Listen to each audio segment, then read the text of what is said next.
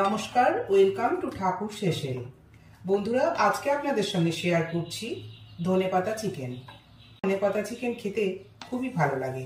তাহলে চলুন দেখে নেওয়া যাক কিভাবে বানানো হচ্ছে এই ধনেপাতা চিকেন। চিকেনটা প্রথমে ম্যারিনেট করে নিচ্ছি। 1 চা চামচ পাতিলেবুর রস, এখানে আদা রসুনের পেস্ট আছে 2 চা চামচ, নুন দিয়ে দিলাম 1/2 চা চামচ, হলুদ দিচ্ছি 1/4 চা চামচ। যেহেতু এটা ধনেপাতা চিকেন, ধনেপাতার রংটা রাখার জন্য হলুদটা খুবই কম ব্যবহার করলাম। এবার এটা ম্যারিনেট করে রাখবো 1 ঘন্টা। চিকেনটা যতক্ষণ ম্যারিনেট হচ্ছে এর মধ্যে আর কি কি মশলা লাগবে সেগুলো আমি বলে দিচ্ছি।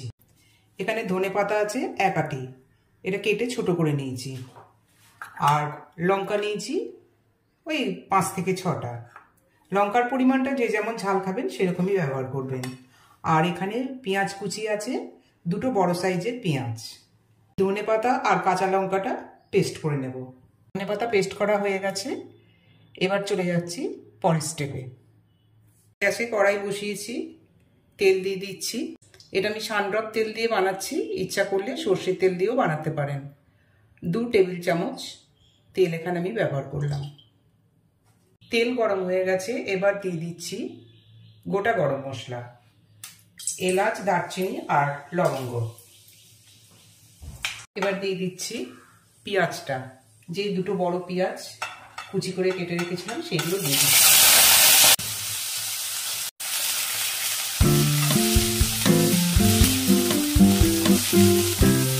পেঁয়াজ কুচিটা এখানে লালচে করে ভেজে নেব। আর 500 গ্রাম চিকেনের জন্য আমি 2টো বড় সাইজের পেঁয়াজ নিয়েছি। ধনেপাতা চিকেন বানাবার জন্য বোনলেস বা উইথ বোন 2 রকম চিকেনই ব্যবহার করা যায়। আজকে এখানে বোনলেস চিকেনেরই আমি দেখাচ্ছি। পেঁয়াজটা লালচে করে ভাজার জন্য এখানে একটু 2 থেকে 3 মিনিট টাইম লাগবে। পেঁয়াজটা লালচে করে ভাজা হওয়ার পর ম্যারিনেট করা চিকেনটা আমি এখানে দিয়ে দিলাম। ম্যারিনেট করা চিকেনটা দেওয়ার সময় কোনো কারণে ভিডিওটা অফ হয়ে গিয়েছিল, তার জন্য আমি দুঃখিত।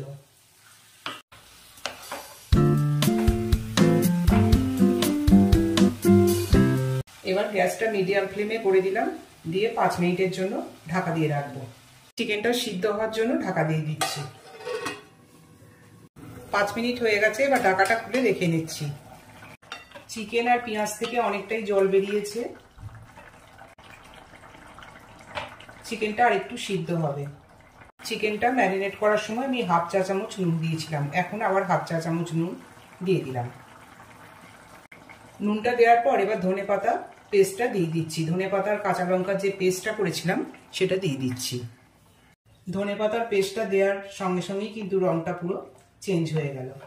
সেই কারণেই এখানে হলুদের পরিমাণটা কম দেওয়া হয়। এখন গ্যাসটা মিডিয়াম ফ্লেমে দিয়ে আরও 10 মিনিট ঢাকা দিয়ে দেবো সিদ্ধ হওয়ার জন্য। 10 মিনিট পরে ঢাকাটা খুলে দেখে নিচ্ছি। চিকেন কিন্তু খুব সুন্দর সিদ্ধ হয়ে গেছে।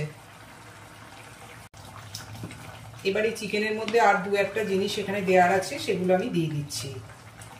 টক ঝাল মিষ্টিটা ব্যালেন্স করার জন্য আমি এখানে খুবই সামান্য পরিমাণে একটু চিনি দিলাম।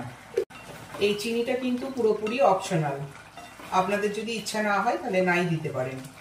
আর এই ধনেপাতা চিকেন আমরা প্লেন সাদা ভাত, হাতে তৈরি রুটি বা পরোটার সঙ্গেও খেতে পারি। পোলাও, নান এসবের সঙ্গেও খেতে খারাপ লাগে না।